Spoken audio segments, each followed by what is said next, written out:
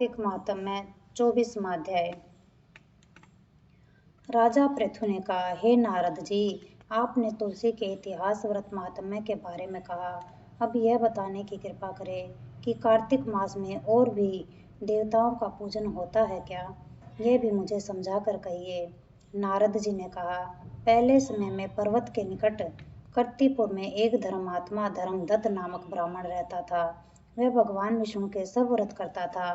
एक दिन कार्तिक मास में वह एक पहर रात शेष रहने पर जागरण के लिए भगवान विष्णु के मंदिर में हर प्रकार की सामग्री लेकर जा रहा था कि रास्ते में उसने एक बड़ी भयंकर राक्षसी को देखा, जिसके बड़े बड़े दांत, लपकती हुई जीभ और लाल लाल नेत्र थे। उसका शरीर नंगा और मांस रहित था।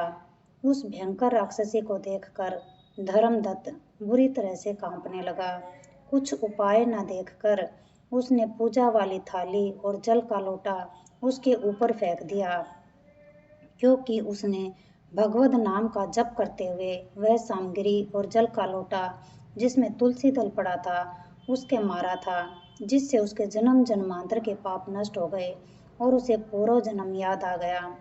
वह हाथ जोड़कर धर्मदत्त के चरणों पर गिर पड़ी और बोली, हे प्रिय, मैं पूर्व जन्म के कर्मों के फल से इस अवस्था को प्राप्त हुई हूँ। नारद जी ने कहा कि हे राजन, उसे इस प्रकार प्रणाम करते देख अति विस्मित होकर धर्मदत्त ने पूछा, तेरी यह अवस्था किस कर्म के फल से हुई है? तू पूर्व जन्म में कहाँ रहती थी और तेरा कैसा चरित्र था? यह सब कुछ मुझे बता। उस राक्षसी ने, जिसका नाम कलहा था, उसने कहा कि हे ब्राह्मण, सौराष्ट्र में भिक्षुक नाम का एक ब्राह्मण रहता था। मैं उसकी पत्नी थी। मेरा स्वभाव बड़ा ही निष्ठुर था। मैंने अपने पति का कभी भला नहीं चाहा, न उसे कभी अच्छा भोजन दिया और न कभी मिठाई ही उसे खाने को दी।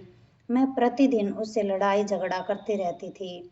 मुझे इस प्रकार की झगड़ालू देख तथा नित्य प्रति की कलह से तंग आकर मेरे पति ने दूसरा विवाह करने का निश्चय किया। यह सुनकर कि मेरा पति दूसरा विवाह कर रहा है, मैंने उसके ब्याह से पहले ही विष खा अपनी आत्महत्या कर ली। मेरी मृत्यु के बाद यमदूत आए और मुझे गदा से मारते हुए यम के पास ले गए। यमराज ने मुझे देखकर चित्रगुप्त से पूछा, हे चित्रगुप्त, इसने क्या कर्म किया है? जो भी कर्म इसने किए हैं उसका फल इसे भोगना होगा। कलहा ने कहा, हे ब्राह्मण, चित्रगुप्त ने यमराज से कहा, इसने अपने जीवन में कोई भी अच्छा काम नहीं किया है। यह अपने पति को सदा खराब भोजन देकर आप अच्छा भोजन खाती रही है, इसलिए अब यह विष्ठा खाने वाली होगी। इसे अब सूर्य का जन्म दिया जाए, जो कि यह अकेली ही पाक के बर्तन में भोजन करती थी, इसलिए यह अपने बच्चों को खाने वाली बिल्ली होगी। इसने अपने पति पर क्रोध करके आत्मघात किया है, इसलिए यह प्रेत योनि में जाएगी। अब आप इसको अपने दूतों द्वारा मरुस्थान में भेज दीजिए। वहाँ पर यह बहुत दिनों तक प्रेत योनि में रहकर फिर यह पापिन अपनी तीनों योनियों को भोगेगी। सो हे ब्राह्मण, मैं 500 वर्ष से प्रेत योनि में हूँ और भूख प्यास के कारण नित्य दुखी रहती थी। एक दिन भूख से तंग आकर मैं एक वैश्य के शरीर में प्रविष्ट हो गई। उसके शरीर द्वारा मैं कृष्णा और बेणी के संगम पर इस देश में आ पहुंची। एक दिन भगवान शंकर और विष्णु जी ने मुझे बलात् उसके शरीर से बाहर निकाल दिया। फिर मुझे आप दिखाई दिए। आपके लोटे में से तुलसी जल का छींटा मेरे शरीर के ऊपर पड़ा, जिससे मेरे सभी पाप नष्ट हो गए। हे द्विजात्मा, अब आप मुझे यह बतलाइए कि आगे होने वाली तीनों योनियों इस प्रेत शरीर से किस तरह से मेरी मुक्ति होगी। धर्मदत्त ने कलहा की बात सुनकर उसके पिछले कर्मों और वर्तमान अवस्था को देखकर उसे बड़ा दुख हुआ।